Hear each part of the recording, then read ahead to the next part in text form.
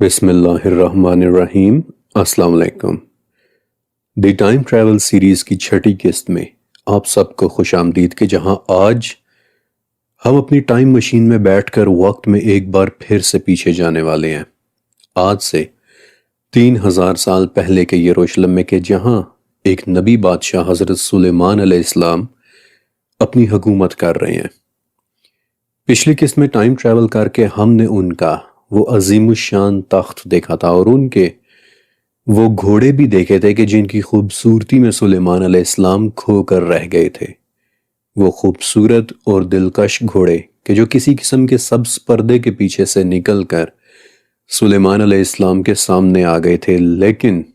اگر آپ سوچ رہے ہو کہ یہ کیسی ماورائی قسم کی باتیں ہیں، ماڈرن سائنس میں تو ایسی کسی بھی چیز کے کوئی ثبوت نہیں ملتے، تو تھوڑا ویٹ کریں، کیونکہ آج کی ایپیسوڈ میں آپ کو کچھ ایسی باتیں بھی بتانے والا ہوں کہ جنہوں نے آپ کو اس سے بھی زیادہ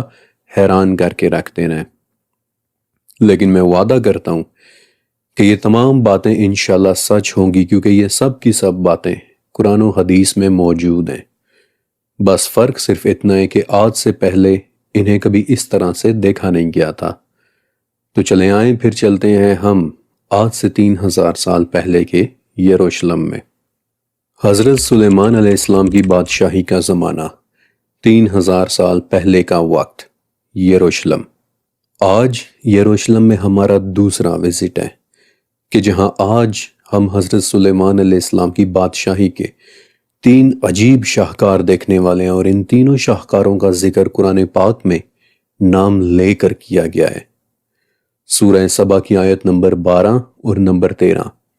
کہ ہم نے ہوا کو سلیمان کے لیے مسخر کر دیا، اور ان کی صبح کی منزل 1 مہینے کے فاصلے پر ہوتی تھی، اور پھر شام کی منزل بھی 1 ہی مہینے کے فاصلے پر، اور ہم نے ان کے لیے تانبے کا ایک چشمہ بہا دیا، اور ان کے رب کے حکم سے بعض جنات ان کی ماتحتی میں کام کیا کرتے تھے، اور ان میں سے جو بھی ہمارے حکم سے سرتابی کرے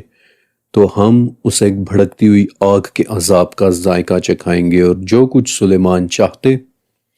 جنات اسے تیار کر دیتے، مثلاً قلعے اور مجسمے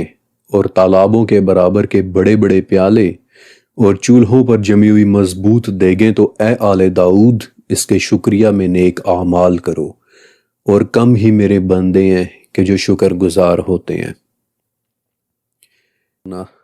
اگر ہاں تو آپ نے 3 انتہائی ایکسٹرا آرڈینری چیزیں نوٹس کی ہوں گی۔ پہلی چیز کہ ہوا پر کنٹرول۔ حضرت سلیمان علیہ السلام کو ہوا کے اوپر کنٹرول دے دیا گیا تھا، اور جب پچھلی قسط میں یروشلم میں ہمارا پہلا وزٹ ہوا تھا، تب ہم نے ہوا کے متعلق بہت ڈیٹیل کے ساتھ ڈسکس بھی کیا تھا کہ کیسے سلیمان علیہ السلام 1 مہینے کے ڈسٹنس پر صبح اور پھر 1 ہی مہینے کے ڈسٹنس پر شام کو سفر کیا کرتے تھے، اور کیسے ہوا ان کے تخت کو ایک اونچی جگہ کے اوپر سے لفٹ کر لیا کرتی تھی۔ اور آج کی اسپیشل ایپیسوڈ میں ہم ان باقی 2 ایکسٹرا آرڈینری چیزوں کے متعلق ڈسکس کریں گے کہ جو اس حیرت انگیز آیت کے اندر موجود ہیں، اور وہ ہے تانبے کے اوپر کنٹرول، کہ جہاں سلیمان علیہ السلام کے لیے تانبے کا ایک چشمہ بہا دیا گیا تھا، اور جنات کے اوپر کنٹرول، کہ کیسے جنات حضرت سلیمان علیہ السلام کے لیے کنسٹرکشنز کیا کرتے تھے۔ وہ قلعے کیسے تھے کہ جو جنات بناتے تھے، وہ دیگیں کیسی تھیں، وہ مجسمے اور تالاب کیسے تھے کہ جنہیں جنات نے ڈیزائن کیا تھا۔ اور پچھلی قسط میں نے آپ کو بتایا بھی تھا کہ یہ مجسمے والی بات بہت اہم ہے، میں اس پر دوبارہ واپس بھی آؤں گا، اور انشاءاللہ آج میں یہ مجسمے والی بات ضرور ڈسکس کروں گا۔ لیکن اگر ٹائم بچا تو آج کی قسط کے آخر میں آپ کو سلیمان علیہ السلام کے متعلق ایک اور بڑی ہی عجیب بات بھی بتاؤں گا کہ جو سورہ صاد میں بیان کی گئی ہے، کہ ہم نے آزمائش کے لیے ان کے تخت پر ایک جسم ڈال دیا۔ اور ٹرسٹ می کہ اس آیت کے حوالے سے جو کچھ بھی میں آپ کو بتانے والا ہوں وہ سن کر آپ حیران رہ جائیں گے۔ تو چلیں آئیں چلتے ہیں ہم حضرت سلیمان علیہ السلام کے قلعے میں، کہ جہاں ہم تانبے اور ہوا کے اوپر ان کے کنٹرول کو دیکھنے والے ہیں۔ آپ کو پتہ ہے کہ تفسیر قرطبی اور تفسیر مظہری ان دونوں میں حضرت وہب بن منبہ رحمۃ اللہ علیہ سے ہوا پر کنٹرول کے حوالے سے ایک بڑی عجیب انفارمیشن ملتی ہے۔ وہب ابن منبہ ایک تابعی تھے، یعنی کہ صحابہ کرام کے اسٹوڈنٹ، اور وہ کہتے ہیں کہ ہمارے زمانے میں دریائے دجلہ یعنی عراق میں کسی ساحلی علاقے سے ایک کتبہ ملا تھا کہ جس پر اشعار کی صورت میں ایک بات لکھی ہوئی تھی۔ اس پر لکھا تھا کہ صبح کے وقت ہم استخر سے چلے اور دن کے وقت ہم دجلہ پہنچے، لیکن سلیمان نے ہمیں حکم دیا ہے کہ دن ڈھلنے کے بعد یہاں سے نکلنا ہے، اور لگتا ہے کہ رات کے وقت ہم شام پہنچیں گے۔ وہب کہتے ہیں کہ ہمارا ایسا ماننا ہے کہ یہ اشعار سوائے حضرت سلیمان علیہ السلام کے کسی ساتھی کے کوئی اور نہیں لکھ سکتا تھا، کیونکہ اتنی تیزی کے ساتھ ان کے علاوہ سفر کوئی اور نہیں کر سکتا تھا۔ البتہ ہمیں یہ نہیں پتا کہ یہ اشعار لکھنے والا انسان تھا یا پھر جنات میں سے کوئی جن۔ پچھلی قسط کے اندر میں آپ کو بہت ڈیٹیل سے بتا چکا ہوں کہ سلیمان علیہ السلام کے ساتھ سفر میں ان کے ٹاپ کے ایلیٹ لوگ بھی ان کے ساتھ ہوا کرتے تھے۔ تفسیر مظہری میں مقاقل بتاتے ہیں کہ تخت پر حضرت سلیمان علیہ السلام کے بیٹھنے کے لیے ایک خاص جگہ ہوتی تھی کہ جس کے ارد گرد ریشم اور سونے کی تاروں سے بنا ایک فرش ہوتا تھا، اور اس فرش کے بالکل درمیان میں آپ علیہ السلام کے بیٹھنے کے لیے ایک سنہرا تھرون رکھا جاتا تھا، اور اس تھرون کے بالکل قریب پہلے سونے کی کچھ کرسیاں کہ جن پر دوسرے انبیاء بیٹھا کرتے تھے، اور پھر ان کے پیچھے چاندی کی کرسیاں کہ جن پر علماء بیٹھا کرتے تھے۔ بائی دا ویز، اگر آپ سوچ رہے ہوں کہ ایسا کیسے ہو سکتا ہے کہ سلیمان علیہ السلام کے علاوہ بھی انبیاء ہوں، تو یہ حدیث یاد رکھیے گا کہ بنی اسرائیل میں کوئی وقت ایسا نہیں گزرا کہ ان کے درمیان کوئی نبی موجود نہ ہو۔ اور تفسیر سیرات الجنان سے ہمیں یہ بھی پتہ چلتا ہے کہ ایک وقت ایسا بھی آیا کہ بنی اسرائیل نے ایک ہی دن میں اپنے 43 انبیاء کو شہید کر دیا تھا، which means کہ ایک ہی وقت میں بنی اسرائیل کے ہاں کئی انبیاء کا ہونا it was very normal۔ حضرت داؤد علیہ السلام اور حضرت سلیمان علیہ السلام بھی ایک ہی وقت کے دو نبی تھے، اور اسی لیے کچھ لوگ آصف ابن برخیہ کو بھی ایک نبی ہی مانتے ہیں کہ جو ملکہ سبا کا تخت لے کر آئے تھے، اور وہ بڑا ہی انٹرسٹنگ ٹاپک ہے، اور اس پر علیحدہ سے انشاءاللہ پوری ایک اسپیشل ایپیسوڈ ریلیز ہوگی۔ لیکن حضرت سلیمان علیہ السلام کے ہوا پر کنٹرول کے بارے میں تو ہم پچھلی قسط میں بھی بہت ڈیٹیل سے ڈسکس کر چکے ہیں، لیکن اب وقت ہے اس سے آگے بڑھنے کا، تانبے، مجسموں، تالابوں اور جنات پر کنٹرول کو ڈسکس کرنے کا۔ السبا کی 12ویں آیت میں آتا ہے کہ ہم نے سلیمان کے لیے تانبے کا ایک چشمہ بہا دیا۔ اس آیت کی انٹرپریٹیشن دو طرح سے ہوئی ہے کہ یا تو سلیمان علیہ السلام کے زمانے میں تانبے کا استعمال یا کاپر انڈسٹری اس قدر عروج پہ پہنچ چکی تھی کہ لگتا تھا کہ جیسے ہر طرف تانبے کے چشمے بہہ رہے ہیں، لیکن دوسری انٹرپریٹیشن یہ ہے کہ وہ واقعی لٹرلی پگھلے ہوئے تانبے کا کوئی چشمہ ہی تھا کہ جو بہہ نکلا تھا، اور 99% صحابہ اور تابعین یہی کہتے ہیں کہ وہ لٹرلی بہنے والا ایک چشمہ ہی تھا۔ فار ایگزامپل حضرت ابن عباس رضی اللہ تعالیٰ عنہ وہ کہتے ہیں کہ یہ چشمہ پگھلے ہوئے تانبے کا تھا، اور یہ یمن میں کہیں سے بہنا شروع ہوا تھا، اور اپنے اوریجن سے لے کر یہ چشمہ وہاں تک بہہ رہا تھا کہ جتنا فاصلہ 3 دن اور 3 رات کا سفر ہوتا ہے، یعنی تقریباً 96 کلومیٹرز، اسلام آباد سے لے کر تقریباً جہلم تک۔ ایگزیکٹلی یہی سٹانس تفسیر مظہری میں امام بغوی رحمۃ اللہ علیہ کا بھی ہے، اور امام صدی رحمۃ اللہ علیہ کا بھی۔ ہاں، انہوں نے ایک ایڈیشن اور کیا ہے کہ یہ چشمہ نہ صرف 3 دن کے فاصلے جتنے ایریا پر بہہ رہا تھا، بلکہ یہ بہتا بھی ٹوٹل 3 دن کے لیے رہا تھا، تاکہ ان دنوں میں سلیمان علیہ السلام جس کام کو جس وقت چاہیں اس کے لیے انہیں انتظار نہ کرنا پڑے، اور انہیں پگھلا ہوا تانبا آسانی سے مل جائے۔ اور ابھی میں آپ کو بتاتا بھی ہوں کہ تانبا ہی کیوں بہایا گیا تھا۔ دیکھیے، تانبا ایک نیچرل کیمیکل ایلیمنٹ ہے کہ جس کا ایٹامک نمبر ہے 29، لیکن تانبے کی 3 خصوصیات ایسی ہیں کہ یہ حضرت سلیمان علیہ السلام کے لیے ایک پرفیکٹ مٹیریل رہا ہوگا۔ تانبے کی پہلی خاصیت کہ تانبا انرجی اور ٹیمپریچر کا بہترین کنڈکٹر ہوتا ہے۔ اس میں سے بہت آسانی کے ساتھ بجلی، انرجی اور ہیٹ گزر جاتی ہے، اور ہمیں پتہ ہے کہ حضرت سلیمان علیہ السلام کی سلطنت میں انرجی کی کوئی ان نون فارم بہت بڑے اسکیل پر استعمال ہو رہی تھی، اور اس کی دوسری خاصیت کہ تانبا ہائیلی ڈکٹائل ہوتا ہے، یعنی کہ یہ آسانی سے مڑ جاتا ہے، ٹوٹتا نہیں ہے، کہ جس کی وجہ سے یہ ایک بہترین کنسٹرکشن مٹیریل تھا، کیونکہ تانبے والی آیت سے اگلی ہی آیت میں آتا ہے کہ جنات سلیمان کے لیے بنایا کرتے تھے محاریب یعنی قلعے، تماثیل یعنی مجسمے، وجفانی کل جواب یعنی تالابوں کے سائز کے بڑے بڑے پیالے، اور قدور الراسیات یعنی کہ چولہوں پر جمی ہوئی بڑی بڑی مضبوط دیگیں، اور تانبا ان سب کی تعمیرات کے لیے ایک بہترین مٹیریل رہا ہوگا۔ تانبے کی تیسری خصوصیت کہ یہ بائیو سٹیٹک ہوتا ہے، یعنی کہ اس پر بیکٹیریا اور دوسرے جاندار زندہ نہیں رہ سکتے، جس کی وجہ سے برتن اور دیگیں بنانے کے لیے تانبا ایک آئیڈیل مٹیریل ہے۔ یہی وہ وجہ ہے کہ کئی صدیوں سے انڈیا اور پاکستان میں تانبے کے برتنوں کو بہت پسند کیا جاتا رہا ہے، کیونکہ تانبے کے برتن باقی مٹیریلز کی نسبت زیادہ صاف رہتے ہیں۔ اور دوسری چیز کہ کسی زمانے میں کہ جب سمندروں میں لکڑی سے بنے بحری جہاز تیرا کرتے تھے،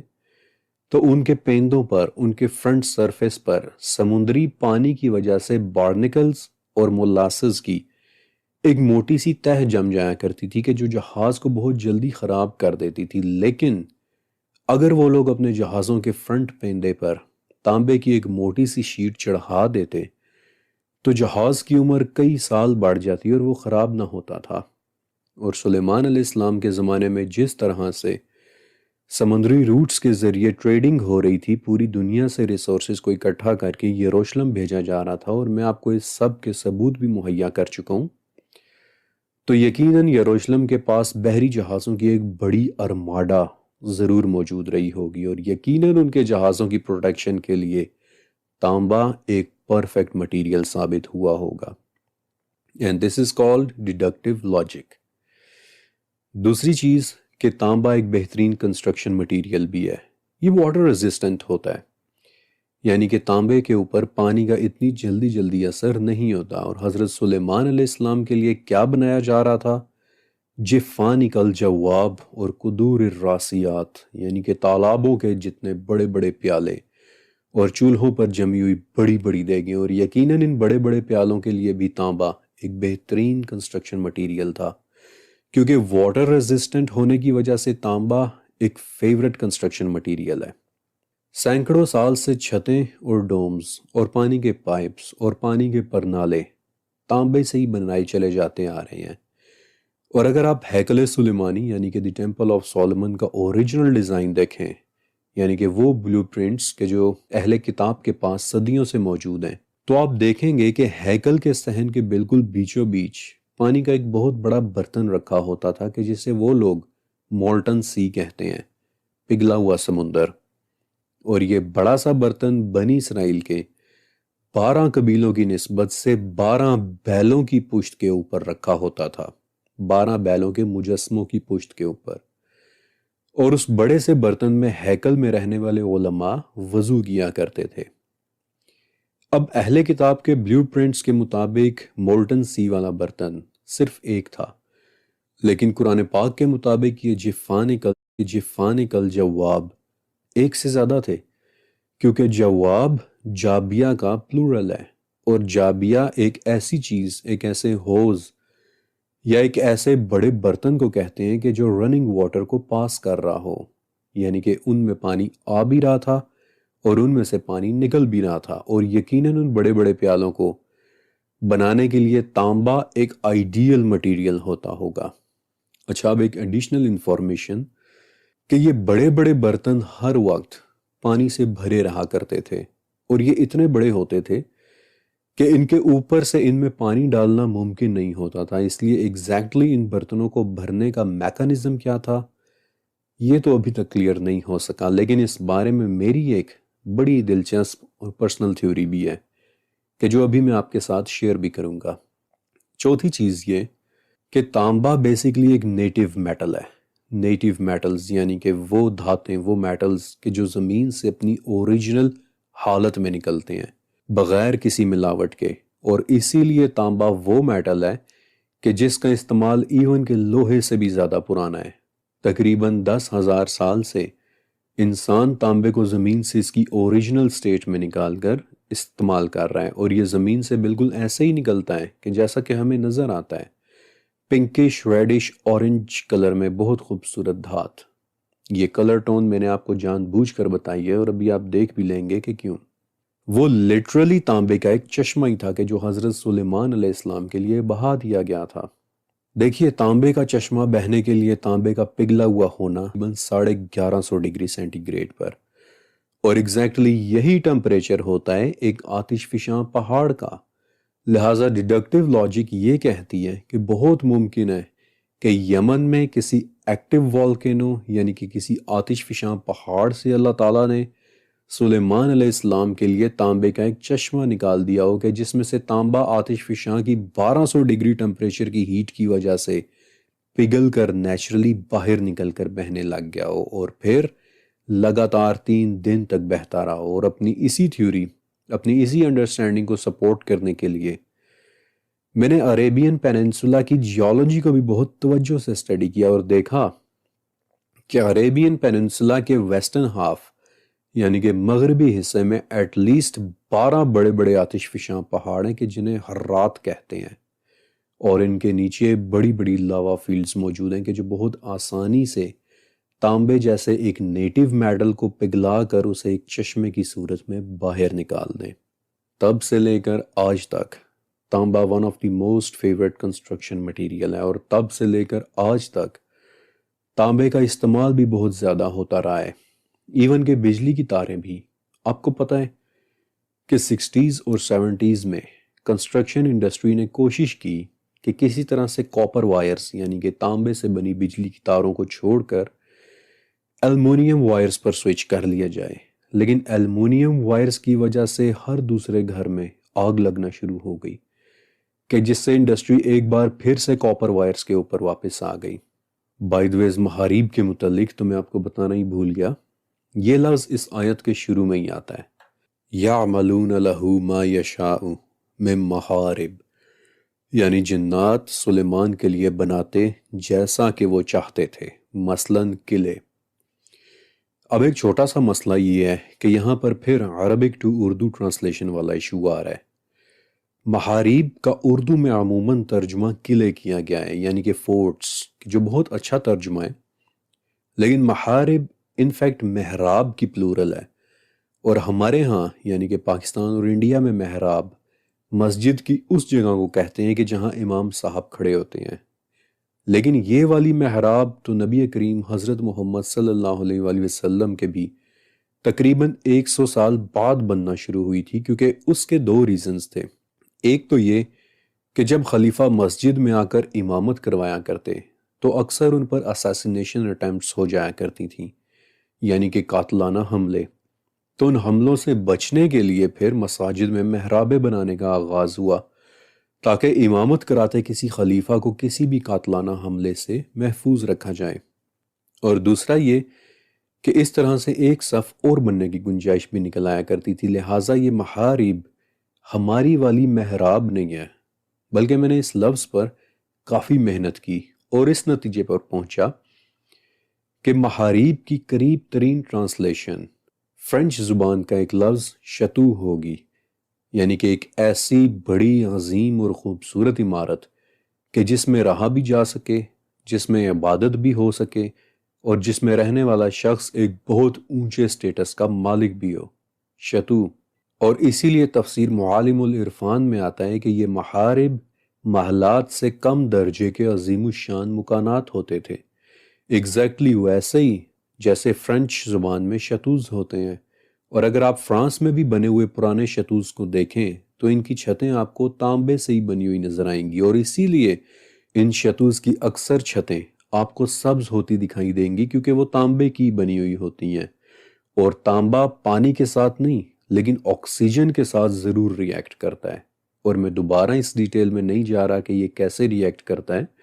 کیونکہ وہ سب میں یاجوج و ماجوج اور ذوالقرنین سیریز میں بتا چکا ہوں،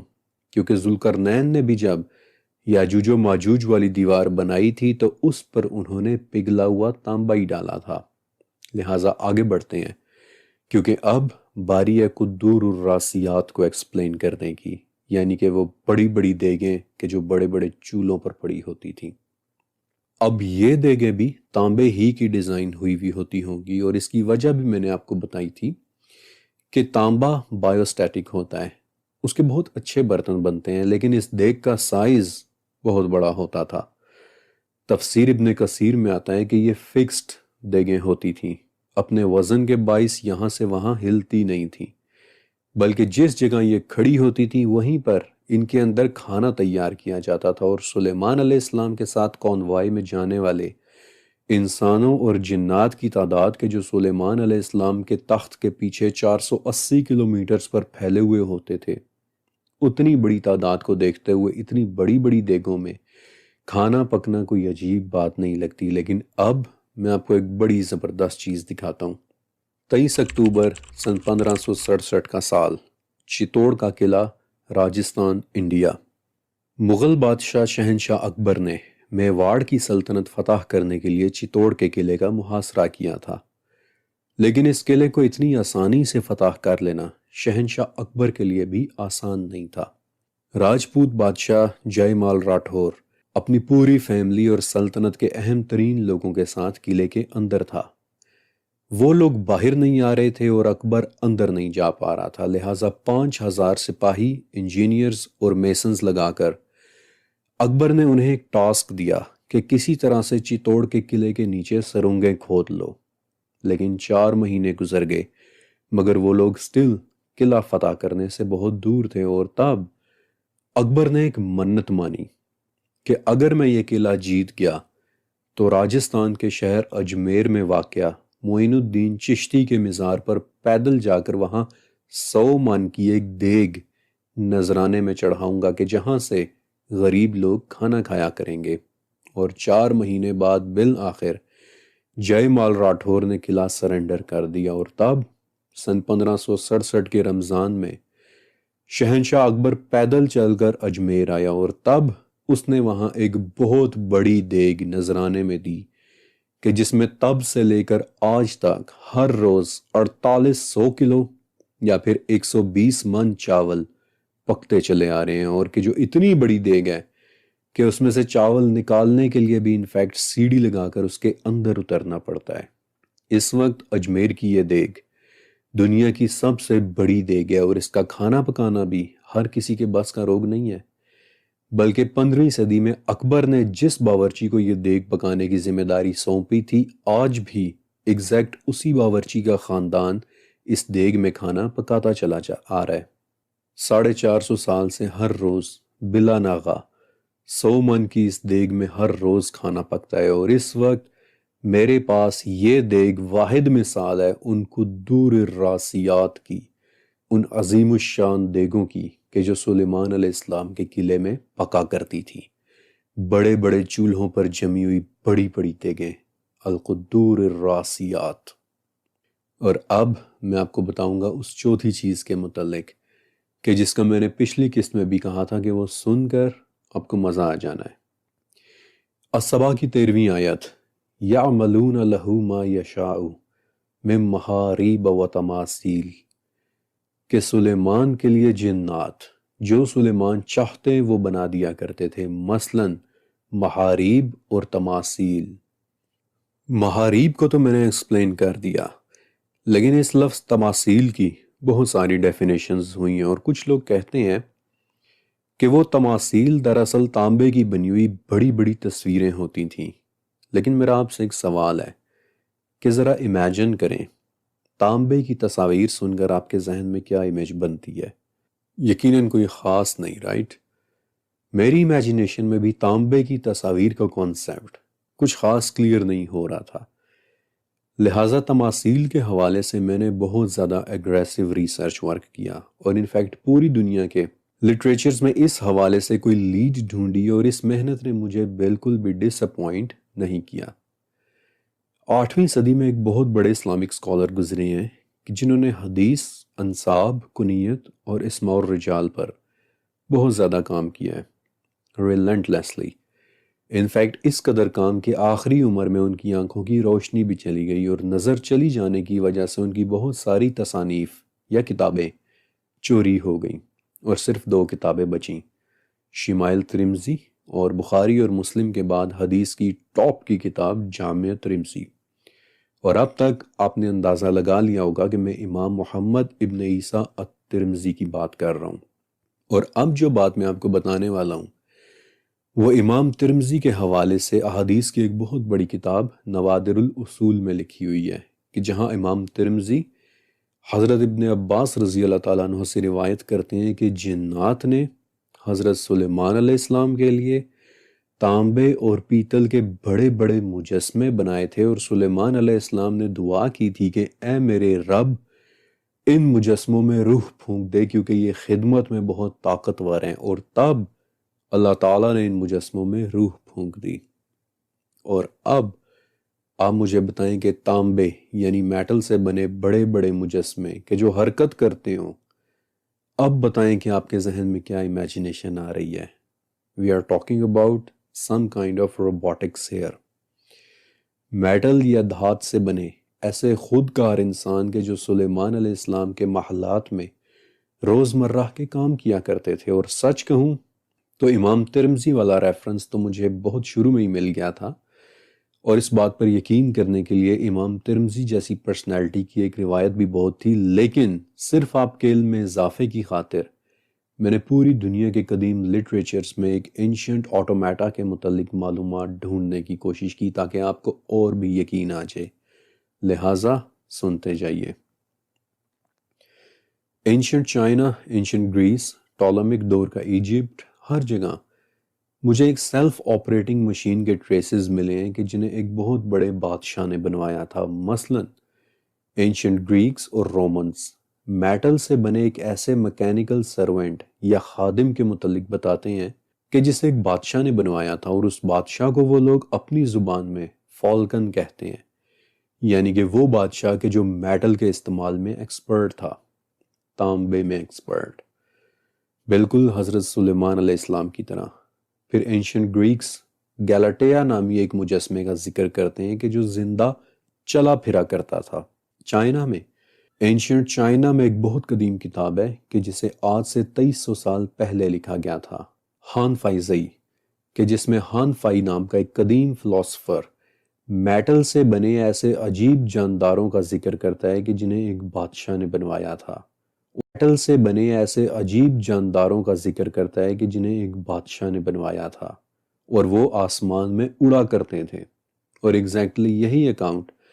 ہان فائی کے زمانے میں گزرے اس کے کانٹیمپرری ایک اور شخص لوبان نے بھی دیا ہے کہ واقعی ایسا ہی ہوا تھا۔ انفیکٹ آج بھی لوبان کی دی ہوئی ڈسکرپشن کے اوپر چائنا میں ایک مجسمہ بھی بنا ہوا ہے کہ جس میں ایک شخص ہوا میں اڑنے کی کوشش کر رہا ہے۔ 11ویں صدی کے انڈیا میں سنسکرت زبان میں کتاب لکھی گئی تھی، اور بہت مشکل سے مجھے اس کتاب کی لیٹن ٹرانسلیشن ملی کہ جس کے کچھ خاص حصوں کو میں نے جرمن میں ٹرانسلیٹ کیا، اور اب اسے جرمن سے اردو میں ٹرانسلیٹ کر کے آپ کو بتا رہا ہوں۔ اور اس کتاب کا نام ہے سامارنگنا سترادھارا، کہ جس میں ایک ایسے بادشاہ کا ذکر ہے کہ جس کے پاس میٹل سے بنے ہوئے انسان تھے، اور وہ اس کے محل میں کام کیا کرتے تھے، مثلاً مشلوں اور روشنی والے لیمپس میں تیل بھرنا وغیرہ۔ اور یہیں سے میری ایک تھیوری ڈیولپ ہوئی تھی کہ ٹیمپل آف سولومن کے صحن میں رکھے وہ بڑے بڑے جفان اکل جواب کہ جنہیں اہل کتاب دی مولٹن سی کہتے ہیں، پانی سے بھرے وہ بڑے بڑے پیالے کہ جن کے متعلق میں نے بتایا تھا کہ ان میں پانی ڈالنے کا میکانزم کیا تھا، یہ ابھی تک کلیئر نہیں ہوا، لیکن میری انڈرسٹینڈنگ یہ ہے کہ ان بڑے بڑے پیالوں یا برتنوں کو بھی یہی مجسمے ہی بھرا کرتے تھے، کیونکہ وہ مجسمے محل کے باقی کام بھی کیا کرتے تھے، مثلاً مشعلیں جلانا وغیرہ۔ 11ویں صدی کے انڈیا میں ہی سنسکرت زبان میں ایک اور کتاب بھی لکھی گئی تھی، لوکا پنتی، same methodology, Sanskrit to Latin, Latin to German, اور پھر جرمن ٹو اردو، کہ جو آپ کی آسانی کے لیے میں خود کر رہا ہوں۔ اور اس کتاب میں اینشنٹ انڈینز بتاتے ہیں کہ ایک بادشاہ ایسا بھی گزرا ہے کہ جس کے پاس دھات سے بنی پوری ایک آرمی تھی کہ جو اس کی حفاظت کیا کرتی تھی. اینشنٹ گریکس کہ جس میں وہ ایک ایسے بادشاہ کا ذکر کرتے ہیں کہ جس کے پاس سنہری خدامائیں تھیں، یعنی کہ the golden maids. اور میں نے جان بوجھ کر آپ کو اس وقت تانبے کے متعلق ایک بات بتائی تھی کہ تانبے کا رنگ پنکش ریڈش اورنج ہوتا ہے کہ جو واقعی ایک گولڈن ٹنج دیتا ہے، اور جسے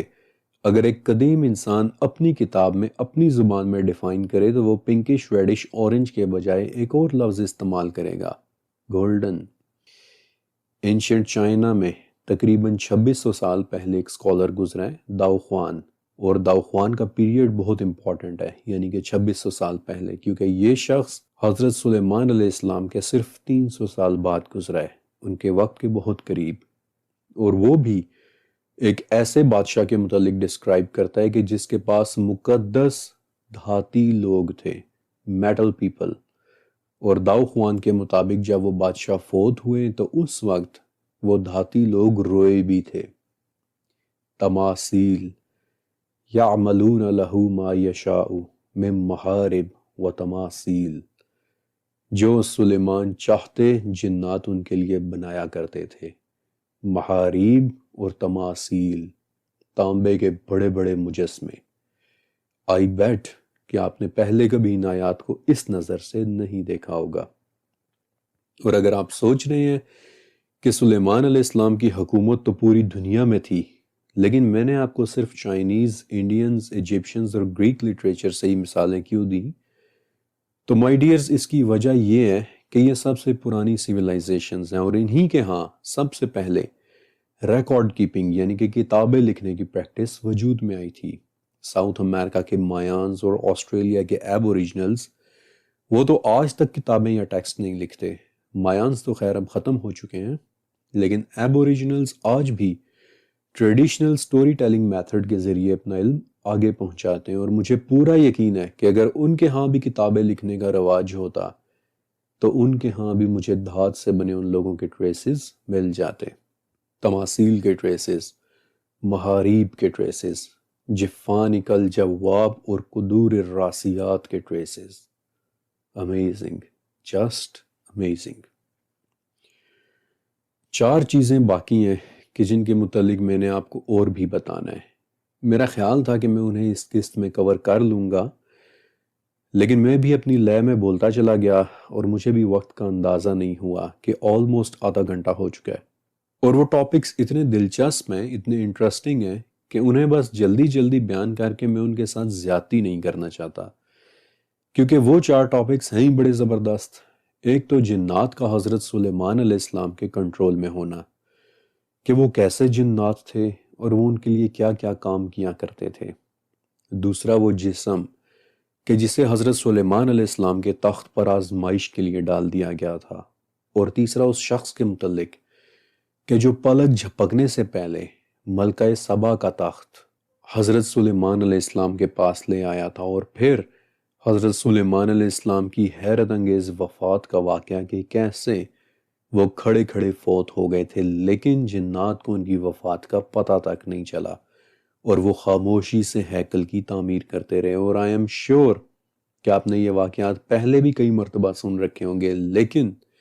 میں وعدہ کرتا ہوں کہ انشاءاللہ اس مرتبہ میں آپ کو یہ واقعات اس اینگل سے دکھانے والا ہوں کہ جس طرح سے آپ نے پہلے شاید کبھی سوچا بھی نہیں ہوگا. کیونکہ جو آپ دیکھ رہے ہیں یہ کوئی 1 یا 2 ہفتے کا یا 1 مہینے کا ریسرچ ورک نہیں ہے، بلکہ 44 تفاسیر، 44 تفاسیر اور دنیا بھر کے ہسٹوریکل ریکارڈز اور لٹریچر اور قدیم ٹیکسٹ کو پڑھنے کے بعد پھر ان میں سے بنائے گئے نوٹس پر کیا گیا ریسرچ ورک ہے کہ جسے میں نے تقریباً 20 سال میں تیار کیا ہے. اور اس ویڈیو کے آخر میں آپ سے صرف 3 چیزوں کی درخواست کرتا ہوں. پہلی یہ کہ میرے لیے دعا کر دیا کریں. میں خود کچھ بھی نہیں ہوں، میرے پاس آپ کو دینے کے لیے جو کچھ بھی ہے یہ سب اللہ تعالیٰ ہی کا دیا ہوا ہے. دوسری ریکویسٹ